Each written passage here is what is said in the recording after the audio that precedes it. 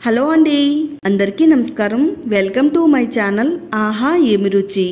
ఈరోజు మన వీడియోలో చిట్టి చిట్టి మినప పువ్వు వడియాల్ని ఎలా తయారు చేసుకోవాలో చూపిస్తానండి. చాలా ఈజీగా ఈ వడియాల్ని తయారు చేసుకోవచ్చు. పప్పుని గ్రైండర్లో వేయవలసిన పని లేదండి. చాలా సింపుల్గా మిక్సీలో వేసుకుని పిండిని రుబ్బుకోవచ్చు. ఈ చిట్టి చిట్టి మినప వడియాలు చాలా గుల్లగా వస్తాయండి. ఈ వడియాలు ఎప్పుడూ చేసేలా కాకుండా చాలా డిఫరెంట్గా ఉంటాయండి. రుచి కూడా అదిరిపోతుంది. పప్పు చారులో కానీ పప్పులో కానీ అలాగే రసంలో కానీ ఈ చిట్టి చిట్టి మినప పువ్వు వడియాలు చాలా రుచిగా ఉంటాయండి. చాలా ఈజీగా పెట్టేసుకోవచ్చు. అలాగే చాలా గుల్లగా కూడా ఉంటాయి. మరి ఈ మినప పువ్వు వడియాల్ని ఎలా తయారు చేసుకోవాలో చూద్దామండి. ఈ వడియాలు తయారు చేసుకోవడానికి 1 కప్పు మినపగుళ్ళు తీసుకున్నానండి. ఇప్పుడు వీటిని గిన్నెలో పోసుకుని 1 నుంచి 3 సార్లు శుభ్రంగా కడుక్కోవాలి. కడిగిన తర్వాత ఇందులో నీళ్లు పోసుకుని ఒక 7 నుంచి 8 గంటల పాటు నానబెట్టుకోవాలండి. నేనైతే రాత్రంతా నానబెట్టుకుని ప్రక్కన పెట్టుకున్నాను.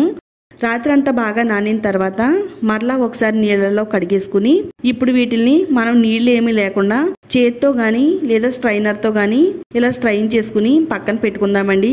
చక్కగా పప్పు అంతా నానింది కదా, దీన్ని పక్కన పెట్టేసుకుందాము. నీళ్ళు అనేవి అస్సలు ఉండకూడదండి. తర్వాత ఇందులో వేయడానికి ఒక 5 నుంచి 6 పండు పచ్చిమిరపకాయలు తీసుకోవాలి. అలాగే చిన్నగా ఉండే ఉల్లిపాయలు ఒక 4 తీసుకోవాలి. మీ దగ్గర పెద్ద సైజు ఉల్లిపాయలు ఉన్నట్టయితే ఒక మీడియం సైజులో ఉండే ఉల్లిపాయను తీసుకుంటే సరిపోతుంది. ఒక 2 ఇంచుల అల్లం కూడా తీసుకోవాలి.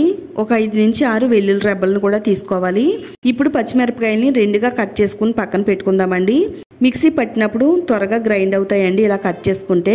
తర్వాత ఉల్లిపాయలను కూడా చిన్న చిన్న ముక్కలుగా కట్ చేసుకుందాము. అల్లాన్ని కూడా 2 ముక్కలుగా కట్ చేసి పెట్టుకుందామండి. ఇలా కట్ చేసుకున్న వీటిలన్నిటిని కూడా మిక్సీ జార్ తీసుకుని అందులో వేసుకుని నీళ్ళు ఏమీ పోయకుండా చక్కగా మెత్తగా మిక్సీ పట్టుకోవాలండి. చూడండి, చక్కగా నాకైతే ఇలా మెత్తగా గ్రైండ్ అయిపోయినాయండి. ఇప్పుడు వీటిల్లో మనం నీళ్ళేమీ లేకుండా ప్రక్కన పెట్టుకున్న మినపప్పుని మిక్సీలో వేసుకోవాలండి. పప్పు అంతా ఒకేసారి వేయకుండా ఒక 2 సార్లుగా వేసుకుని మిక్సీ పట్టుకుంటే పప్పు అనేది చాలా మెత్తగా మిక్సీ అవుతుందండి. ఇందులో నీళ్ళు అనేవి అస్సలు పోసుకోకుండానే మిక్సీ పట్టుకోవాలి. చక్కగా ఇలా మిక్సీ పట్టిన తర్వాత రెండోసారి పప్పును కూడా వేసేసుకుని మరలా ఒకసారి మిక్సీ పట్టుకుందామండి. ఒకవేళ మీకు పిండి అనేది కొంచెం గట్టిగా అనిపించినట్టయితే ఇందులో కొంచెం కూలింగ్ వాటర్ని వేసుకుంటే సరిపోతుందండి. కూలింగ్ వాటర్ వేయడం వల్ల వడియాలన్నీ కూడా చాలా గుల్లగా వస్తాయండి. వీలైనంత మెత్తగా ఈ పిండిని మిక్సీ పట్టుకోవాలి. పిండి అంతా కూడా మిక్సీ పట్టిన తర్వాత ఈ పిండిని ఒక గిన్నెలోకి తీసుకుందామండి. పిండి మరీ గట్టిగా ఉండకూడదు, అలాగని మరీ పల్చగా ఉండకూడదండి. మనం వడియాలు పెట్టుకునే విధంగా ఉండాలి. పిండి అంతా కూడా గిన్నెలోకి తీసుకున్న తర్వాత ఒక 1/2 టేబుల్ స్పూను సాల్ట్ వేసుకోవాలి. తర్వాత ఒక 1/4 టేబుల్ స్పూను ఇంగువ కూడా వేసుకోవాలి. ఇప్పుడు ఈ 2 కూడా పిండిలో కలిసేటట్టుగా బాగా కలిపేసుకోవాలి. పిండిని అంతా కూడా కలిపిన తర్వాత ఇప్పుడు చేత్తో ఒక 2 నుంచి 3 నిమిషాలు బీట్ చేయాలండి. పిండిని అంతా కూడా ఒక 2-3 నిమిషాలు బీట్ చేసుకుంటే వడియాలు అనేవి చాలా గుల్లగా వస్తాయండి. వడియాల పిండి అయితే రెడీ అయిపోయింది. ఇప్పుడు ఈ పిండిని కొంచెం చేత్తో తీసుకుని నీళ్ళల్లో వేసినట్టయితే పిండి అనేది పైకి తేలుతుందండి. ఇలా పిండి పైకి తేలినట్టయితే మనకి కరెక్ట్గా వడియాల పిండి అనేది రెడీ అయినట్టు. ఇప్పుడు వడియాలు పెట్టడానికి ఒక పాల కవర్ తీసుకున్నానండి. మనం చేతైనా పెట్టుకోవచ్చు, లేదా ఇలా కవర్లో వేసుకుని కూడా వడియాలను పెట్టుకోవచ్చు అండి. కవర్ని శుభ్రంగా కడుక్కుని ఇందులో పిండిని వేసుకుని చివరి ఇలా రబ్బర్ బ్యాండ్తో కవర్ చేసుకోవాలండి.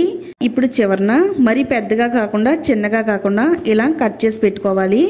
నేనైతే ఇక్కడ ప్లేట్లో వడియాలు పెడుతున్నానండి. ప్లేట్లో కాకుండా క్లాత్ పైన కూడా పెట్టుకోవచ్చు. కాటన్ క్లాత్ తీసుకుని శుభ్రంగా దాన్ని తడిపేసి కొంచెం తడిగా ఉన్నటప్పుడే ఈ వడియాలను పెట్టుకోవాలండి.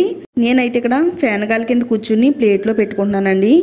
ఇక్కడ నాకు ఒక 4 ప్లేట్లలోకి అయితే వచ్చినాయండి. ఈ ప్లేట్లు అన్నిటిని కూడా ఎండలో ఆరబెట్టుకోవాలండి.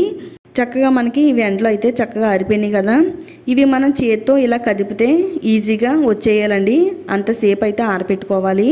చక్కగా మనం ఇలా చేత్తో కదిపినట్టయితే వడియాలన్నీ కూడా వచ్చేస్తాయి. మీరు చూస్తున్నారు కదా, ఇక్కడ చక్కగా వడియాలన్నీ కూడా లోపలంతా కూడా ఎంత గుల్లగా వచ్చినాయో చూడండి.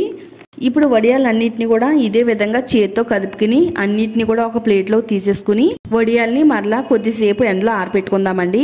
ఇలా కొద్దిసేపు ఎండలో ఆరబెట్టుకున్న తర్వాత ఏదైనా ఒక డబ్బాలో ఎన్ని రోజులైనా కానీ స్టోర్ చేసుకోవచ్చు.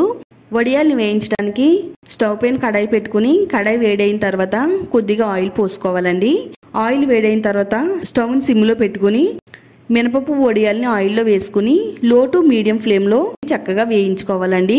ఇవి మంచిగా కలర్ వచ్చేంత వరకు ఫ్రై చేసుకోవాలి. గోల్డ్ కలర్లోకి అయితే వచ్చినాయి కదా, ఇప్పుడు వీటిల్ని ఒక బౌల్లోకి అయితే తీసేసుకుందామండి. వడియాలన్నీ కూడా చాలా గుల్లగా క్రిస్పీగా ఉన్నాయండి. ఇలా చేత్తో మనం చూడండి, చక్కగా ఇవన్నీ కూడా పొడి కింద అయిపోయినాయి కదా, చాలా రుచిగా ఉంటాయి. చాలా ఈజీగా ఈ వడియాలు అయితే మనం పెట్టేసుకోవచ్చండి. ఎంతో టేస్టీగా ఉండే మినపప్పు వడియాల్ని మీరు కూడా ఇంట్లో ట్రై చేసి టేస్ట్ ఎలా వచ్చిందో ఈ వీడియో కామెంట్స్ బాక్స్లో షేర్ చేయడం మాత్రం మర్చిపోవద్దండి. తప్పకుండా షేర్ చేయండి. ఇలాంటి మరిన్ని రెసిపీస్ కోసం మన ఛానల్ని సబ్స్క్రైబ్ చేసుకోండి.